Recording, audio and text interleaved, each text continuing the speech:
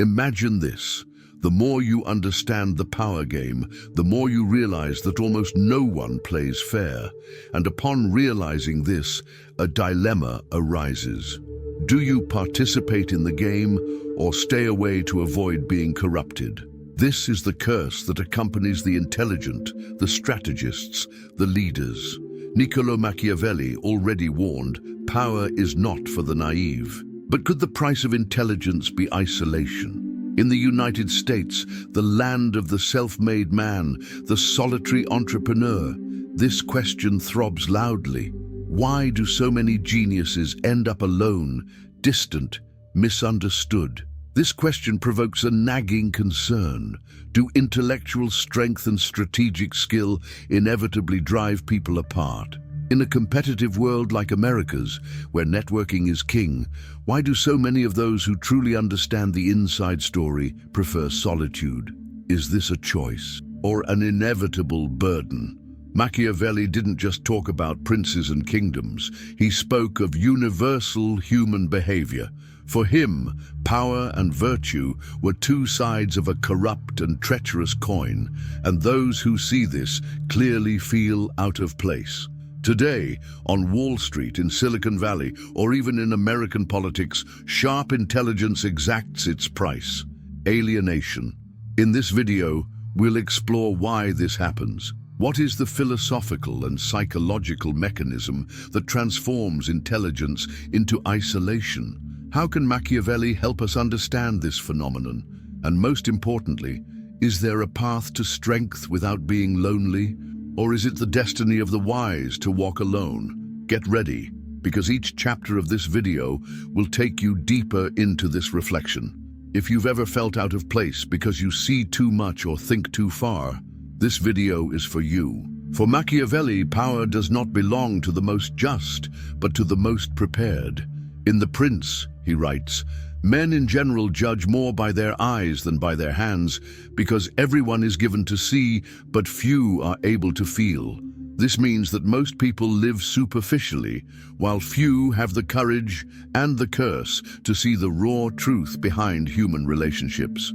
This is the first Machiavellian principle. Those who see beyond the horizon encounter the other's moral fragility.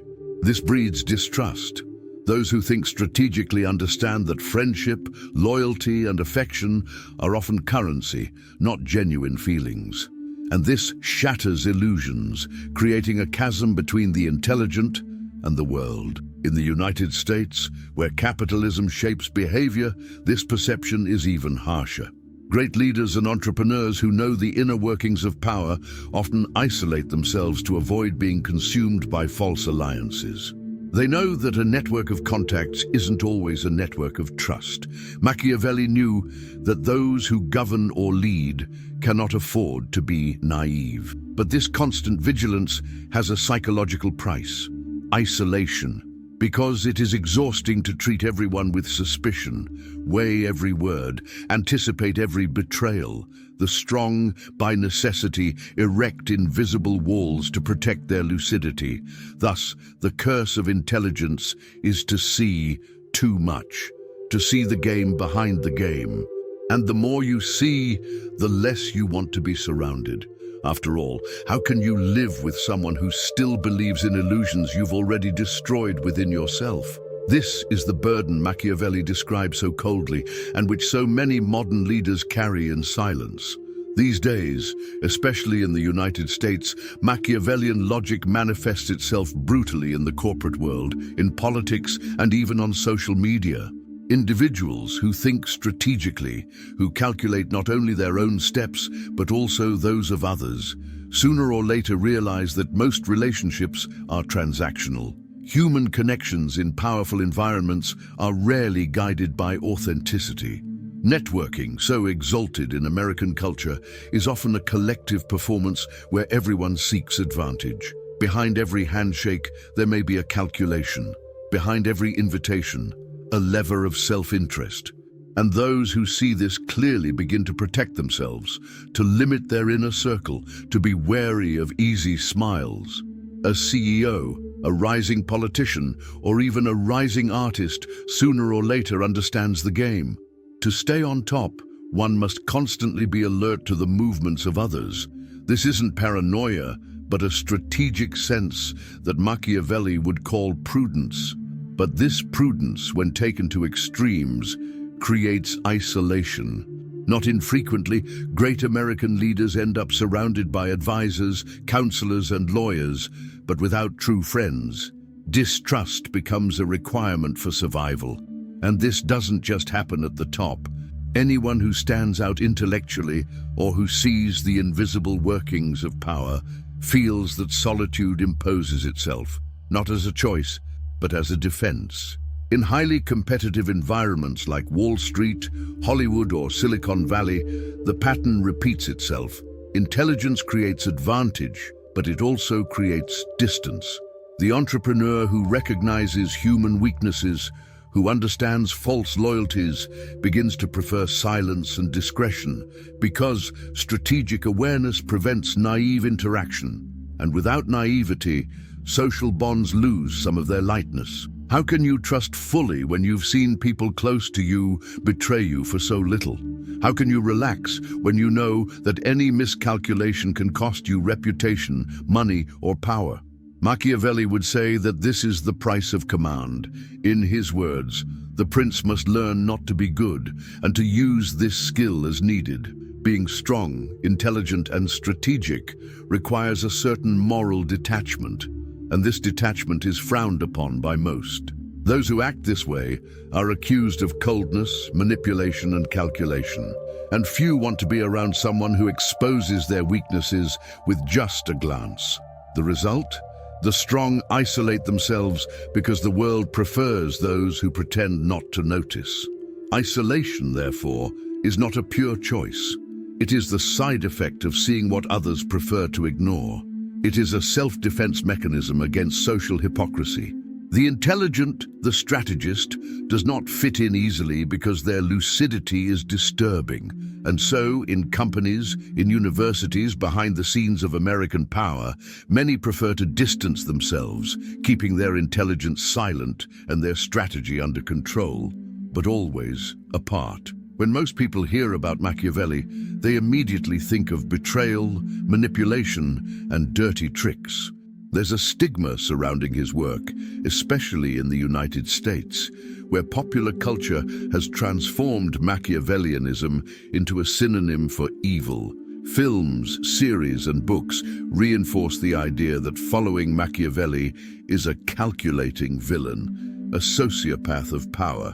And this is a gross error, because Machiavelli didn't teach cruelty for pleasure, he taught effectiveness. Evil, for him, was a tool, not a purpose. The true lesson is about realism, about understanding that the world is not guided by ideals, but by interests. The common mistake, therefore, is to reduce Machiavellian intelligence to a technique of shallow manipulation. Many try to apply strategic thinking only to gain immediate advantage, without understanding the depth of Machiavellian prudence. They use knowledge superficially. They try to control others, creating false networks of influence, believing this is power. But in acting this way, they reveal themselves to be mediocre because they fail to understand the true long-term game. Machiavelli speaks of stability, of maintaining power, of permanence, not of quick low blows. Furthermore, many fail because they don't realize that a true strategist shouldn't reveal their strategy.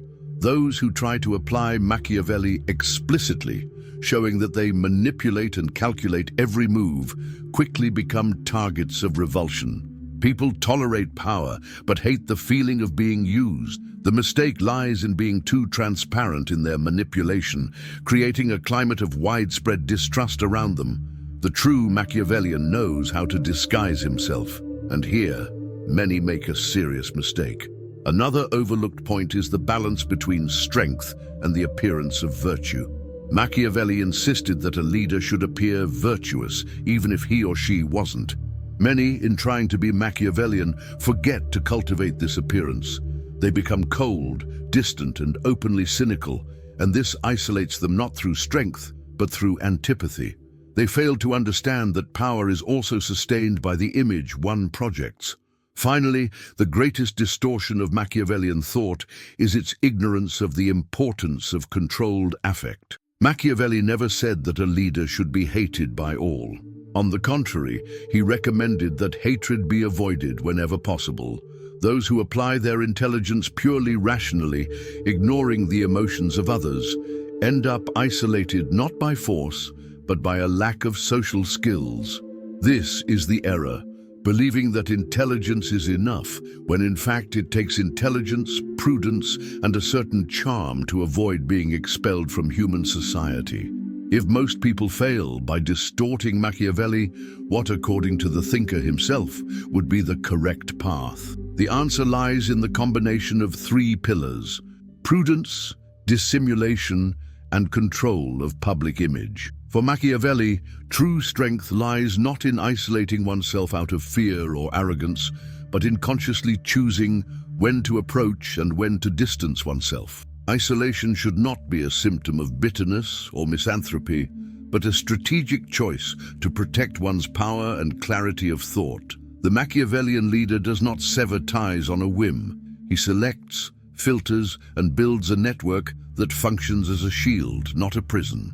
Machiavelli would say that the prince, or the modern leader, needs to cultivate an image of closeness, even while maintaining an internal distance. He must appear accessible, yet be unattainable. He must share enough to generate sympathy, but never everything he knows or thinks.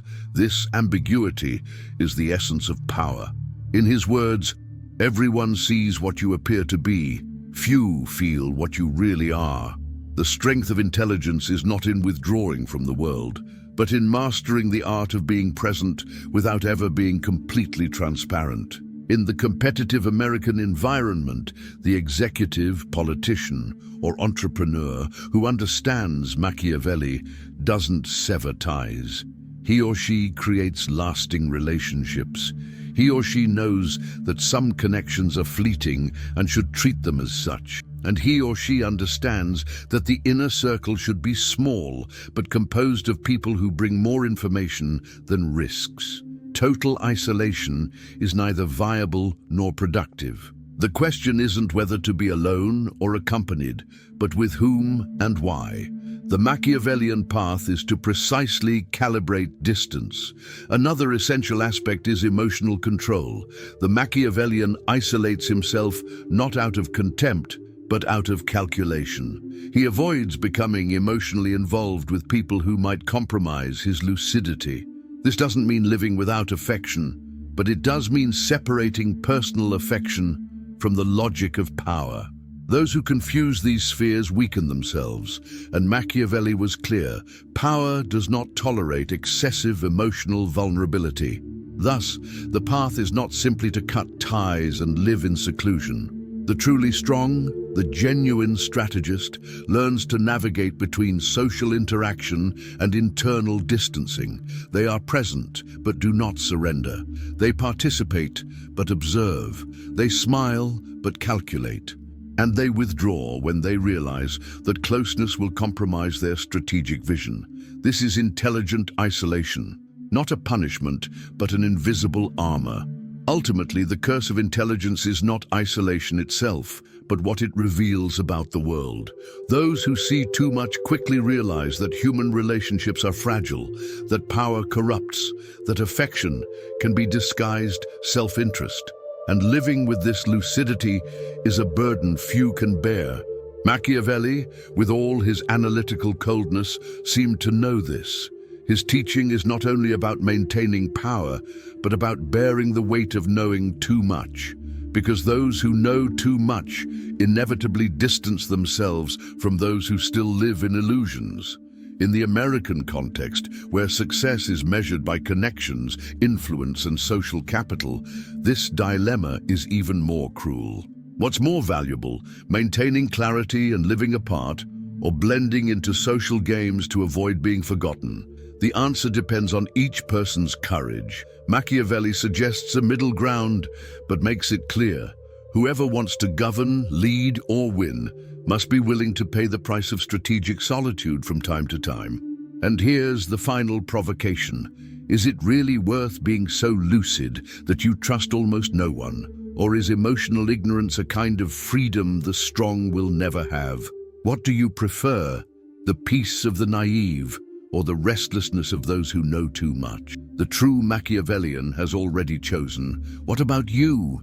If you've made it this far, the choice has already begun within you.